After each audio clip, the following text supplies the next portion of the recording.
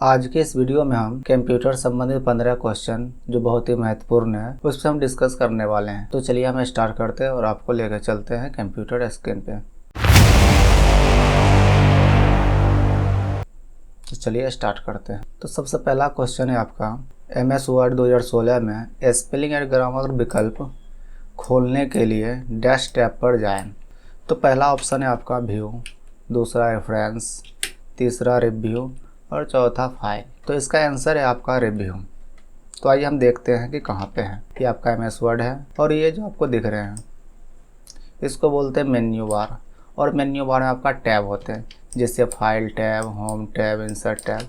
उसी तरह से आपका एक रिव्यू टैब है और इसी रिव्यू टैब में आपका ये जो रिव्यू टैब है आपका, इसमें आपका एक प्रूफिंग ग्रुप होते हैं और प्रूफिंग ग्रुप में आपका स्पेलिंग एंड ग्रामर ऑप्शन यहाँ पे है। और इसी से क्वेश्चन पूछा गया था कि आपका स्पेलिंग एंड ग्रामर कहाँ पे ऑप्शन है और इसका शॉर्टकट होता है आपका F7। तो चलिए अगला क्वेश्चन। आपका अगला क्वेश्चन है MS एक्सेल 2016 में किस मेन्यू में प्रोटेक्ट वर्कबुक विकल्प उपलब्ध होता है।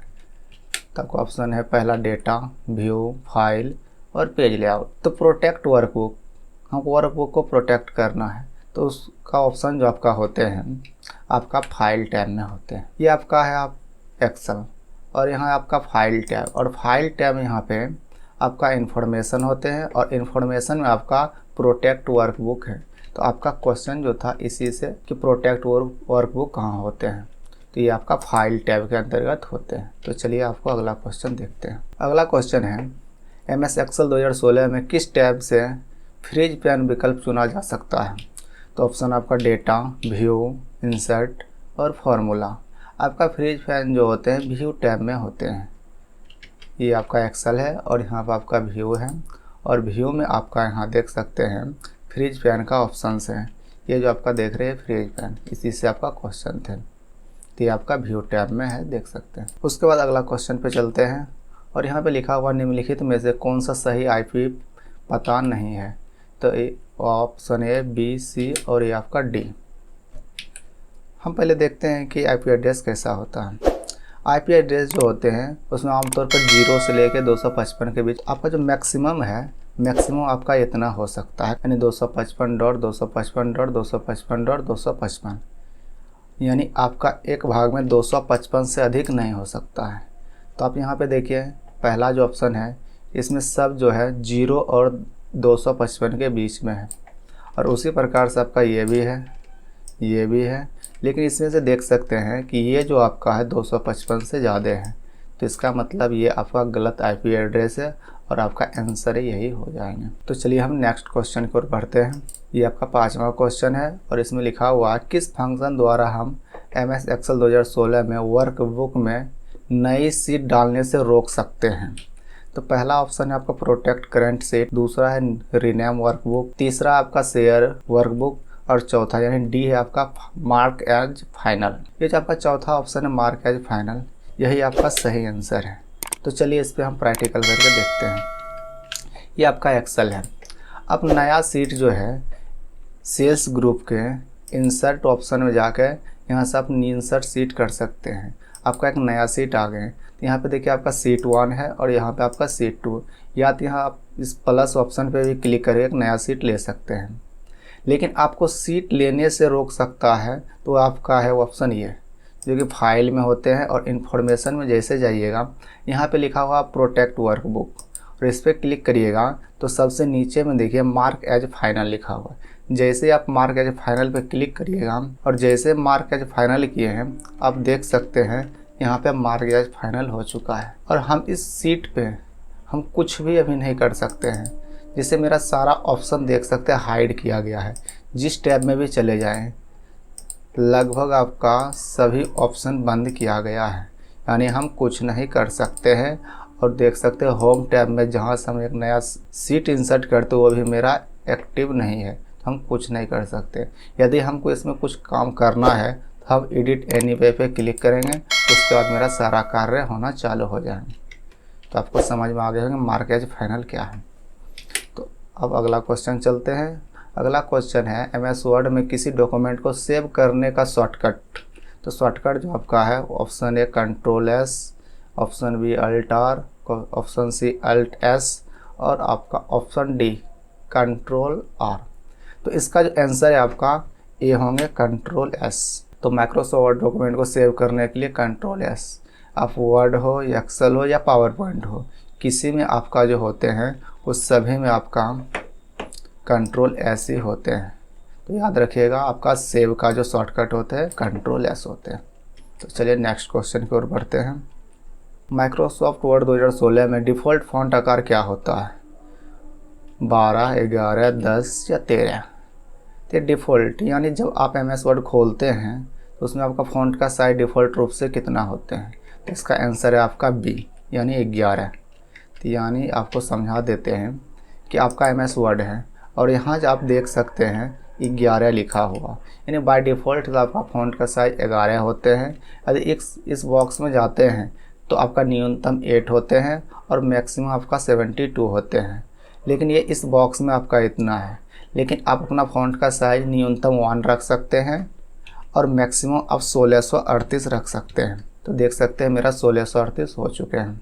यदि हम 1638 से ज़्यादा रखते हैं तो आपका एक मैसेज आएंगे कि आपका जो है 1 और 1638 के बीच में ही आप नंबर ले सकते हैं। न्यूनतम आपका 1 और मैक्सिमम 1638 फ़ॉन्ट साइज रख सकते हैं आप MS वर्ड में। तो चलिए इसको हम नॉर्मल कर देते हैं। तो चलिए हम अगला क्वेश्चन पे चलते हैं। आपका अगला क्वेश्चन है, निम्न प्रोटोकॉल में से किसका उपयोग बड़े डेटा फाइल को हस्तांतरण के लिए किया जाता है? आपका यहाँ पे 4 ऑप्शन है। पहला आपका SMPT, दूसरा आपका FTP, तीसरा HTTP और चौथा आपका HTTPS। तो पहले थोड़ा सा इसके बारे में जान लेते हैं। SMPT ये जो होते हैं आपका simple mail transfer protocol, FTP का फुल फॉर्म होता है फाइल ट्रांसफ़र प्रोटोकॉल और HTTPS का फुल फॉर्म होता है hyper text transfer protocol secure. यानी आपका अगर S लग जाते हैं तो सिक्योर हो जाते हैं, S नहीं लगा हुआ है तो हाइपर टेक्स्ट ट्रांसफ़र प्रोटोकॉल होते हैं। यानी ये जो तीनों है आपका तीनों प्रोटोकॉल है ट्रांसफ़र करने से। पहला ये आपका SMTP, ये आपका सिंपल मेल में हम लोग इस प्रोटोकॉल का उपयोग करते हैं। और यहाँ पे आप देख सकते हैं यहाँ पे लिखा हुआ टेक्स्ट ट्रांसफ़र, यानी टेक्स्ट को ट्रांसफ़र करने के लिए हम HTTPS का उपयोग करते हैं। या तो मेरा फाइल या कोई फ़ोटो हो या डॉक्यूमेंट हो उसको भेजने के लिए हम FTP का उपयोग करते हैं। और यहाँ पे क्वेश्चन आपका है कि बड़ी डेटा, और बड़ी डेटा आपका या तो फाइल, फ़ोटो या डॉक्यूमेंट हो सकते हैं। तो इसका आंसर जो आपका होंगे FTP। तो चलिए हम आगे बढ़ते हैं और अगला क्वेश्चन को देखते हैं। अगला क्वेश्चन है आपका MS एक्सेल में सेल को संशोधित करने या पुनः लिखने के उपयुक्त चरणों की पहचान करें। ऑप्शन ए में आपका लिखा हुआ सीट का चयन करें और फाइल मेनू पे जाएं। बी में आपका सेल का चयन करें और सिर्फ सही प्रविष्टि को फिर से लिखें। सी में आपका सीट का चयन करें और सिर्फ सही प्रविष्टि को फिर से लिखें। चौथा आपका सेल का चयन करें और प्रिंट कमांड दें। तो चलिए हम पहले इसको थोड़ा सा अच्छी तरीक़ा से समझते हैं कि क्वेश्चन आपका क्या बोला जा रहा है। यहाँ पे सेल का बात हो रहा है और संशोधित मतलब एडिट करना, और एडिट करके फिर से लिखने की बातें किया जा रहा है। यहाँ पे सेल में हमको लिखने की बात किया जा रहा है। यहाँ पे ऑप्शन ए में आपका सीट चयन करने बोल रहा था, पहले ही गलत हो गया है। और सी में भी आपका बोल रहा सीट चयन करने के लिए, ये भी गलत हो गया है। और बचा आपका बी और डी। बी में देखिए लिखा हुआ सेल का चयन करें और प्रिंट कमांड दें।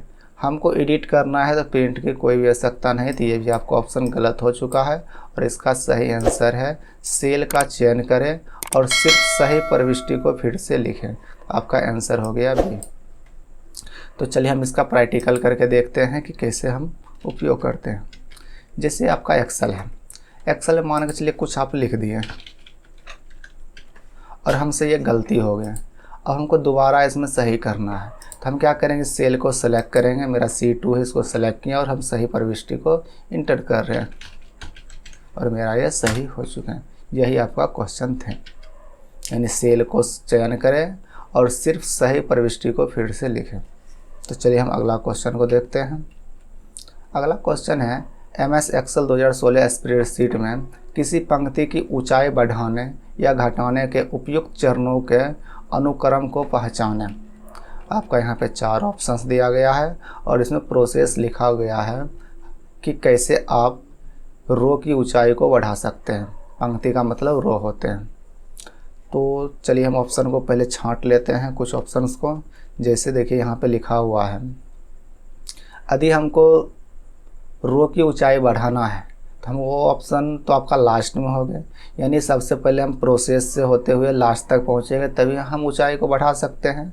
लेकिन यहाँ पे देखिए बी वाला ऑप्शन में लिखा हुआ रो का हाइट पहले ही, उसके बाद बोल रहा है सेलेक्ट करिए रो को, फिर फॉर्मेट होम टैब। ये आपका गलत हो चुका है। तो ये छांट दिए हैं, तो इसमें आपका 3 ऑप्शन बचा हुआ है। 3 में यदि हमको रो पे काम कर रहे हैं तो पहले हमको रो को सिलेक्ट करना होगा, तभी हम कुछ कर सकते हैं। तो यहाँ पे देखिए सी में लिखा हुआ सेल, उसके बाद लिखा हुआ सेलेक्ट द रो, तो आपका ये भी गलत हो चुका है। आपका 2 ऑप्शन है, आपका ए और डी। तो ए और डी में देखते हैं कि ए में लिखा हुआ है सेलेक्ट द रो, ठीक है, ये सही है, रो को हम सेलेक्ट करेंगे। फिर आपका फॉर्मेट में जाना है, उसके बाद होम टैब में।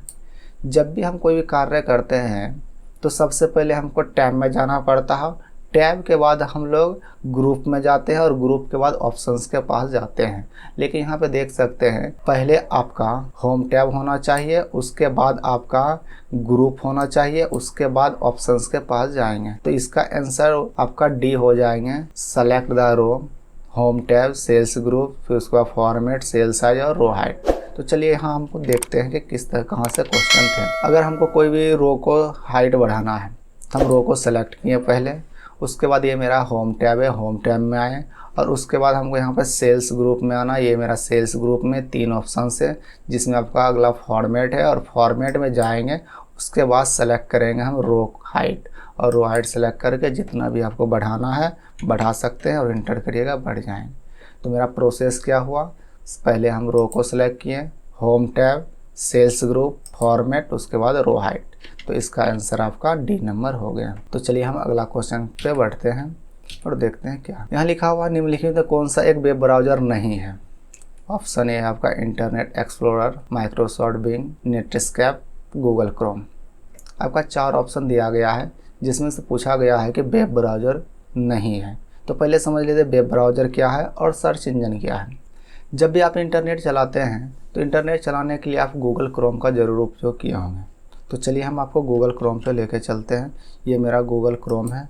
इसको जब आप खोलते हैं, इसके अंदर आप देखते हैं कि गूगल लिखा हुआ होते हैं और गूगल का आपका एक बॉक्स होते हैं, जिस पे आप इंटरनेट चलाते हैं, वो ब्राउज़र कहलाते हैं। और जब ब्राउज़र के अंदर जाते हैं तो गूगल आपका मिलते हैं, जहाँ पर आपको एक सर्च बॉक्स मिलते हैं, और जो सर्च बॉक्स होते हैं उसमें हम जाके सर्च कर, जिसमें हम सर्च करते हैं उसे हम सर्च इंजन कहते हैं। और आपसे क्वेश्चन पूछा गया है कि कौन सा एक वेब ब्राउज़र है, तो आपका इंटरनेट एक्सप्लोरर जो है ये आपका वेब ब्राउज़र है, आपका गूगल क्रोम भी वेब ब्राउज़र है, और नेटस्केप भी आपका वेब ब्राउज़र। ये सब आपका इंटरनेट चलाने के लिए हम उपयोग करते हैं। लेकिन उसके अंतर्गत जब जाते हैं तो वहाँ पे हमको कोई ना कोई सर्च करने के लिए होते हैं, जिसको हम सर्च इंजन कहते हैं। और ये जो आपका माइक्रोसॉफ्ट बिंग है, ये आपका एक सर्च इंजन है। तो यहाँ पे वेब ब्राउज़र नहीं पूछा गया है, इसका आंसर आपका बी हो जाएंगे। तो चलिए आगे बढ़ते हैं और देखते हैं अगला क्वेश्चन को। यहाँ पे लिखा हुआ माइक्रोसॉफ्ट वर्ड में सब स्क्रिप्ट सक्रिय या निष्क्रिय करने का शॉर्टकट की। तो शॉर्टकट की आपका 4 यहाँ पे देख रहे हैं, और आपका सब स्क्रिप्ट का जो शॉर्टकट होते हैं ऑप्शन ये होंगे Ctrl+=। तो दिखा देते हैं ऑप्शन कहाँ होते हैं।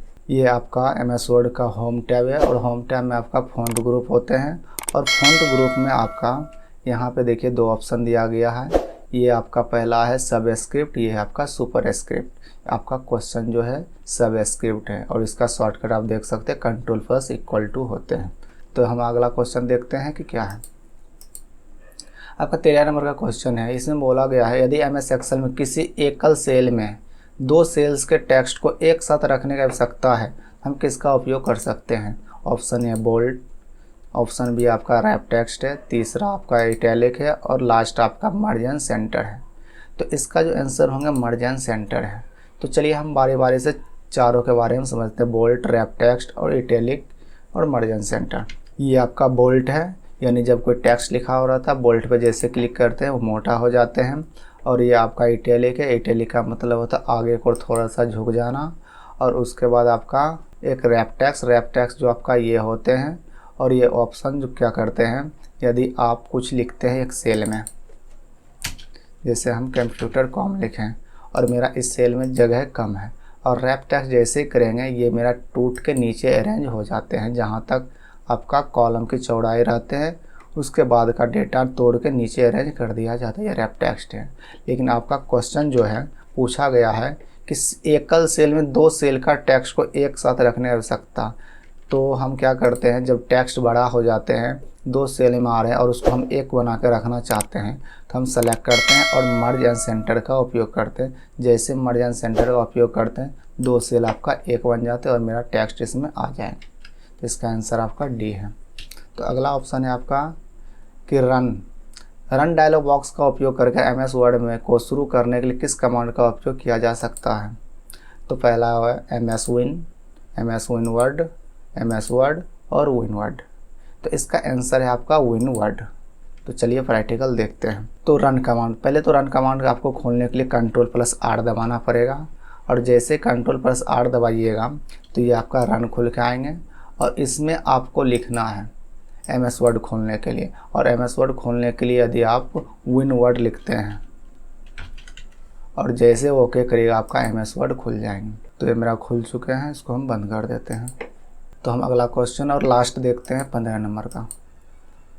इसमें लिखा हुआ MS वर्ड 2016 की एक्सट्रैक्ट थ्रू सुविधा को डैश टैब के फॉन्ट कमांड समूह से चुना जा सकता है। Option A file, option B design, option C home और ऑप्शन आपका डी व्यू है।